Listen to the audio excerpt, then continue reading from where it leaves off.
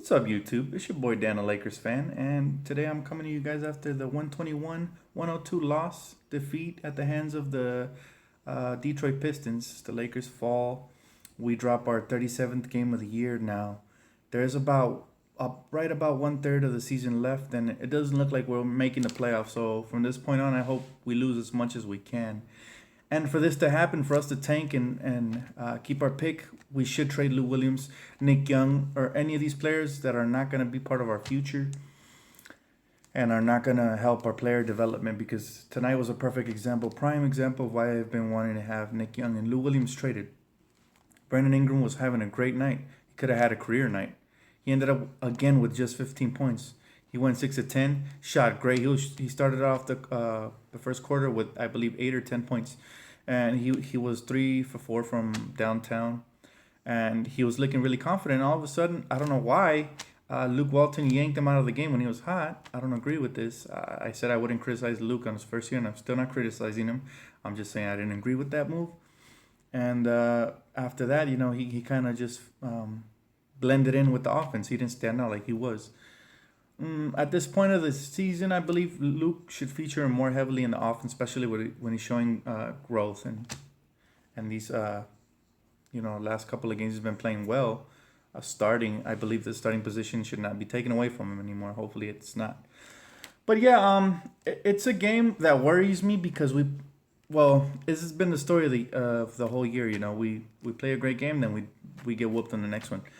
So I'm not really shocked, but what worries me, guys, the bottom line is that Deangelo Russell's aggressiveness has went from 100 to 0. And that worries me because now I'm starting to question his mentality. Luke Walton was critical of him in the last game, saying that he still lacks aggressiveness, that he likes his decision making.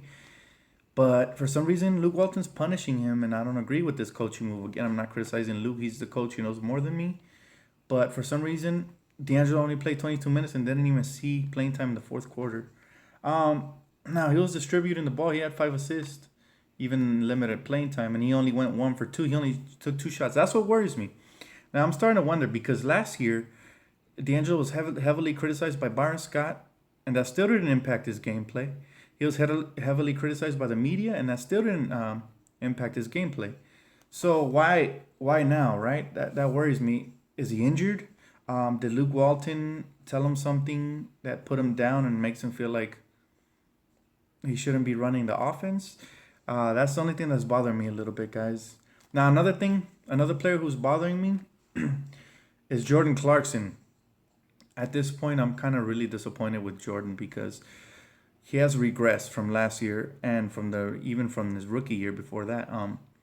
When Jordan came in, he was running the point guard position for us his rookie season, and he looked great. He was first team all rookie. All right. He looked really good. He looked like a score first, pass second. That's why they moved him to shooting guard and eventually now to the bench. I feel like Clarkson, I don't know if it's because of his role, but he has regressed. He has turned into a score first, ISO heavy guard, high volume shooter. And that's not really good because we need to get other players involved in order for the team to succeed. And that's why Luke Walton is very hard on Deangelo and wants him to be pass first. But there's a fine line between being pass first and aggressive. And I feel like Jordan Clarkson has regressed. He is now a one-dimensional player, in my opinion. He only looks to attack when he gets in the lane. He doesn't look to kick or to, hit the roll man or nothing. I mean, there's plenty of occasions where Ivica Zubac set a beautiful screen for him and rolled to the basket, and he didn't hit him. Instead, he took a contested floater in the lane. And that's what worries me about Clarkson. I've been noticing that. I don't know if you guys have been noticing all year. He's been jacking up shots. And matter of fact, he's been shooting worse from the field than last year. He's been regressing, guys. He's taking lower percentage shots, kind of like Nick Young and Lou Williams, which is one of the reasons I want them traded, and I've been wanting them traded all year. I feel like they rub off a lot on our young players, and Clarkson's a player that looks up a lot to Nick Young. I don't want him to become the next Nick Young. I want him to be a dynamic player that knows when to attack, when to shoot, and when to pass, guys. But that's just my opinion. Tell me what you guys think in the comments below. I am very worried for those two players. Like I said, I was loving Deangelo's aggressiveness. He was starting to look like a leader in the previous 3 games before the Knick game. And then last game, he took a step back for some reason. and then he didn't play in the fourth quarter. And then again this game, he didn't shoot at all. He shot even less. He only took 2 shots this game. He went 50%, and then he got benched in the fourth quarter again. So I'm really worried about him. As bad as it sounds, I'm hoping is an injury matter and not a mental problem, because if he starts mentally getting soft, he's only going to get worse as a player, and that's not good. We want him to keep progressing so he can reach his, at least close to his potential or what we expect out of him. If not, if they're not going to use him, then might as well trade him. And right now he has the highest trade value than most of our Lakers, him and Brandon Ingram. So might as well trade him in a package and try to get like a DeMarcus Cousins if that's the case. But yeah, guys, like I said, all season long I've been wanting the Lakers to develop young players, and I don't like the fact that Luke Walton sometimes gives guys like Lou Williams all of Deangelo's minutes in the fourth quarter, or guys like guys like, not like tonight he gave Huertas a run. I don't understand that, because he hasn't played all year, and we all know Huertas, even though he was aggressive tonight, he's not really a scorer. He's not what the team needs. The team needs Deangelo out there to succeed, and they need him to be aggressive, and they need him to be a score first, pass second player. So, but we'll see, guys, what happens. I was really proud of Brandon Ingram. He played really well. He for some reason he can't crack the 20-point mark, and a lot of that has to do with Nick Young's shot jacking, and Lou Williams is ISO heavy play. I really feel like we should move both of those players if we can.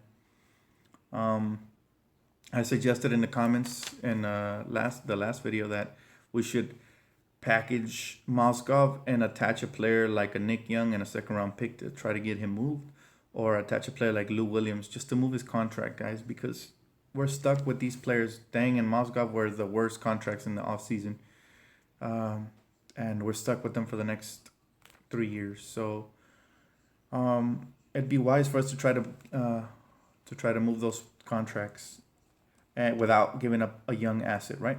The most I'd give up is a second round pick or two that we acquired in the Jose Calderon trade.